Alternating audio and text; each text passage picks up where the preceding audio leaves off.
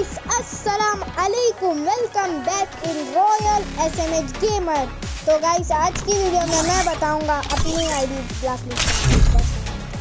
तो मेरी ID blacklist हो चुकी है, तो मैंने लगाया बीआर और अभी देखना तुम 10 सेकंड के ऊपर भी है बीआर नहीं लगेगा, बट 10 सेकंड के नीचे ही लग जाता है। ठीक है, तो इसे चेक करने के लिए मैंने दबाया प्रोफाइल पे जाने के बाद ऑनर स्कोर पे, फिर मैंने फेयर गेम पे दबाया, फिर मैंने दबाया पेनाल्टी हिस्ट्री और इस पे क्या लिखा है आप देखेंगे, leader board ban, disabling data upload, 30 days ban. समझे? क्या समझोगे यार, तुम लोग तो कुछ समझ ही नहीं सकते। क्यों? क्योंकि हम तो छोटे यूट्यूबर हैं। हाँ भाई, आज मैं नहीं कहूँगा कि लाइक सब्सक्राइब कर दो, बट सपोर्ट जरूर करना। ठीक है, अल्लाह हाफिज़।